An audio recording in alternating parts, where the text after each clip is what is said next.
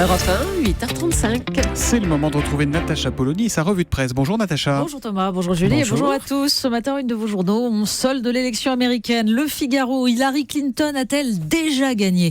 Bon, en France, c'est autre chose. L'opinion, scandale, budget, policiers en colère, la descente aux enfers. Et Direct Matin, policiers, profs, médecins, gardiens de prison, une violence au quotidien. Et puis Le Monde signe une grande enquête. Pourquoi les enfants de l'immigration sont surreprésentés en prison ? Évidemment, ce matin, le sujet numéro 1, c'est toujours la colère des policiers. Oui, et on connaît depuis longtemps les rapports complexes entre police et justice. Mais dans La Croix, le ministre de la Justice, Jean-Jacques Urvoas, s'adresse aux policiers une fin de non-recevoir. La prison est une solution de facilité. Les accusations de laxisme, c'est parce que les policiers n'ont aucun moyen de savoir ce que deviennent les personnes qu'ils interpellent. Bon, sauf quand ils les croisent le lendemain matin. Le sentiment d'impunité des délinquants, ça ne correspond pas à une réalité.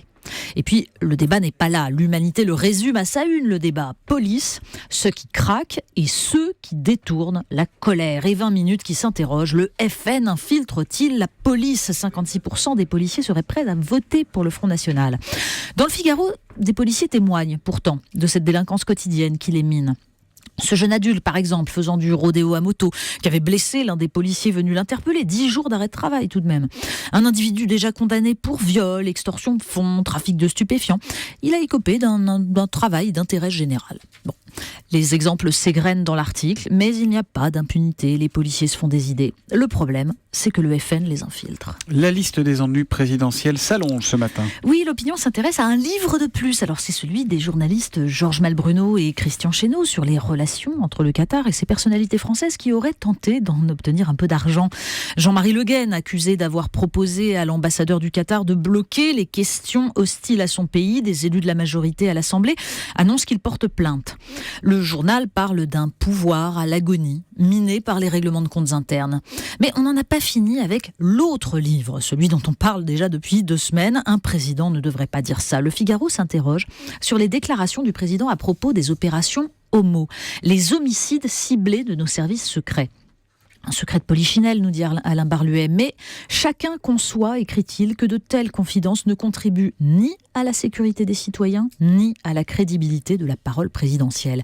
La transparence, évidemment, ça permet de soigner une stature. Alors De Gaulle reprochait à la gauche de n'avoir pas le sens de l'État et à la droite de n'avoir pas le sens de la nation.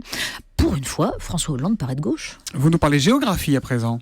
Oui, la géographie nous raconte les rapports de force et c'est ce que nous explique un passionnant article du magazine Stylist.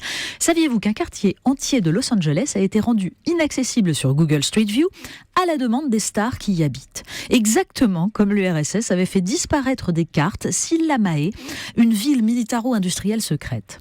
Saviez-vous que début août, des journalistes gazaouis s'étaient alarmés de la disparition du nom de la Palestine sur Google Maps ? En fait, la Cisjordanie et la bande de Gaza y sont délimités en pointillés, comme tous les territoires contestés, mais un bug avait fait disparaître leur nom. La géographie était autrefois appelée science du prince. Aujourd'hui, le prince, c'est Google.